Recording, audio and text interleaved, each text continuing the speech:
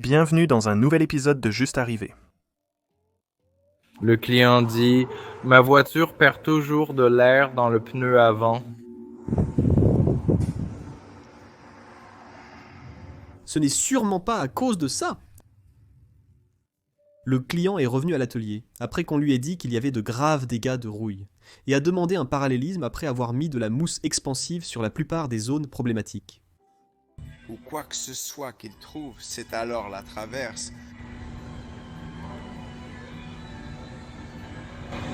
Voilà le genre de choses qu'on voit. Le client dit que sa pression d'huile est basse, et qu'il pourrait avoir besoin d'un carter d'huile. Je dirais qu'il en a effectivement besoin. Je ne sais pas pour vous, mais normalement, on n'est pas censé voir ça. Oh. Ouais.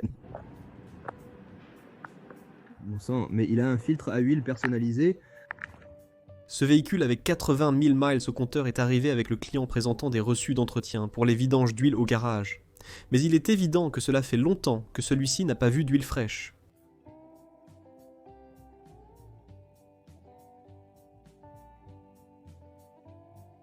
Le client déclare qu'il a seulement besoin d'une régénération forcée, pas d'autre réparation, et qu'il vient juste de faire effectuer des travaux électriques.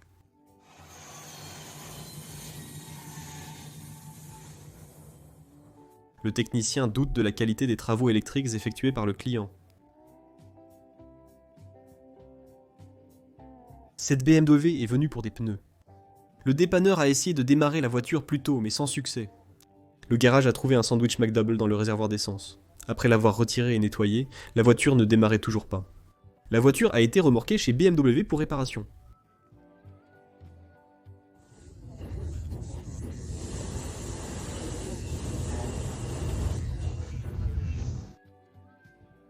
Le client s'est plaint d'un bruit à l'accélération. Le technicien a observé un turbo défectueux et de la boue dans le moteur, causé par un manque d'entretien régulier de la part du client. Les conduites d'alimentation et de retour d'huile étaient totalement bouchées par la boue. De plus, certains des tubes à œufs près du turbo étaient devenus si chauds qu'ils ont fondu.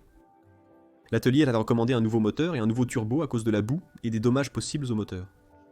Le client a exigé qu'il fournirait son propre turbo et voulait effectuer un nettoyage du moteur.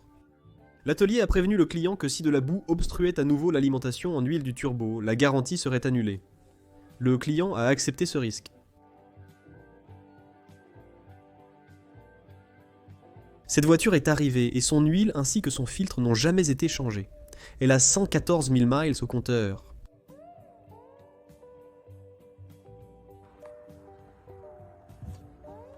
Cette Jetta 2008 2.0T a été récupérée pour la mettre à la casse. Le propriétaire a dit qu'elle faisait un bruit de sac de boulons avant de s'arrêter en roulant, et maintenant le moteur est bloqué. Le technicien a tourné la clé plusieurs fois et a réussi à démarrer la voiture, qui faisait le pire bruit qu'il ait jamais entendu. La bielle s'est brisée lors du chargement sur une autre remorque plus tard ce jour-là.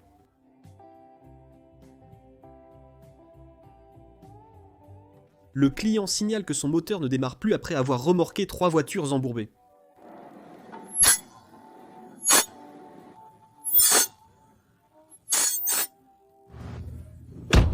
J'ai reçu cette Genesis pour réparer un pneu crevé. Au début, j'ai trouvé qu'elle faisait beaucoup de bruit, mais bon.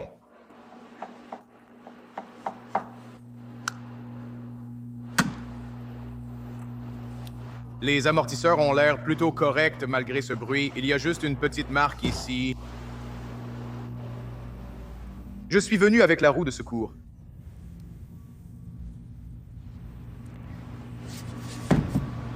Ce matin, le pneu crevé m'a obligé à préparer non seulement un nouveau pneu, mais probablement une nouvelle jante, ce qui ne va pas être donné parce que c'est une voiture de luxe. Voici la comparaison entre une bonne et une mauvaise rotule de direction intérieure et extérieure sur une Honda Civic de 2000.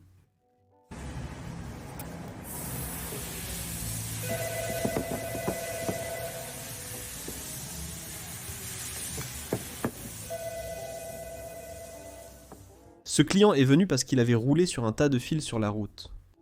Le fil avait sectionné l'arbre de transmission avant.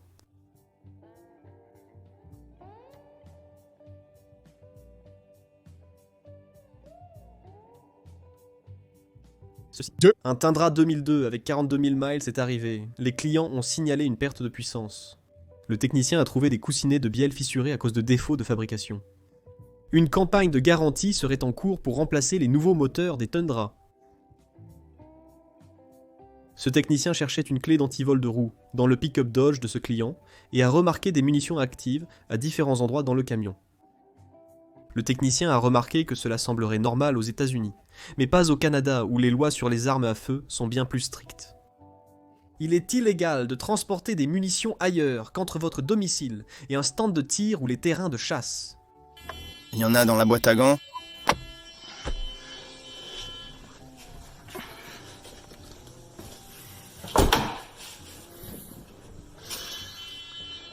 Il y a aussi des cartouches de 22 derrière. Il y a encore du plomb pour la chasse. Il y a une autre boîte par ici, je crois. Je ne me souviens plus maintenant. Oh.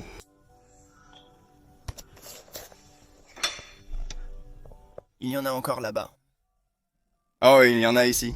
Ce serait normal aux États-Unis. Ici, c'est le Canada.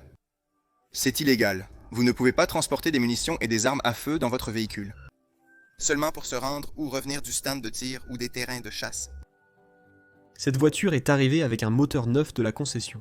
Lors de l'inspection, le technicien a noté que des composants semblaient pas te manquer.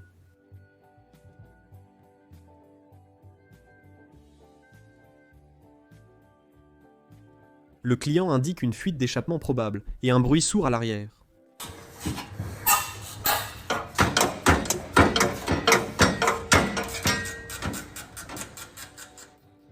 Cette voiture est arrivée avec un problème inattendu. Seul le siège conducteur est vide, le reste étant rempli de déchets. Selon le technicien, le poids excessif à l'arrière de la voiture empêcherait un pont élévateur de la soulever. Alors, nous avons simplement retiré la durite inférieure du radiateur.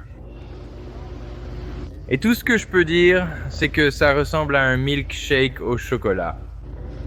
Ici, nous avons le réservoir de liquide de refroidissement rempli de milkshake au chocolat. Très appétissant. Le client pense que la nouvelle pompe de direction assistée installée par son ami est défectueuse, car une prise mystérieuse est présente et ne devrait pas s'y trouver selon l'allumage. Voilà ce qui arrive quand vous ne changez pas votre huile moteur pendant un an.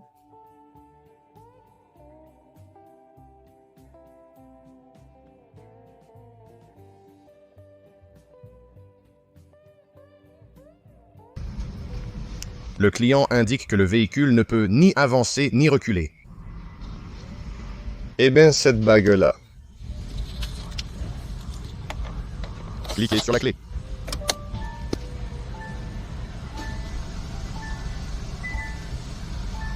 Pas de démarrage. Retirons simplement ceci. Remettez la clé.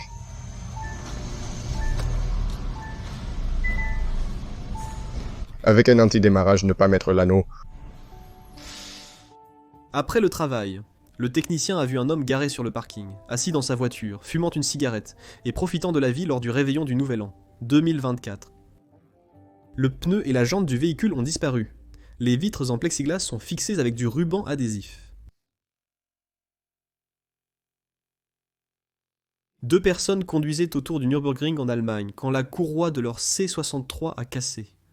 La courroie s'est détachée, entraînant une panne d'alternateur, de direction assistée, de climatisation et de pompe à eau. La température de l'eau dans la voiture a dépassé 120 degrés Celsius, 248 degrés Fahrenheit, et elle perd maintenant du liquide de refroidissement. Ils avaient entendu la courroie faire du bruit quelques jours avant que cela n'arrive.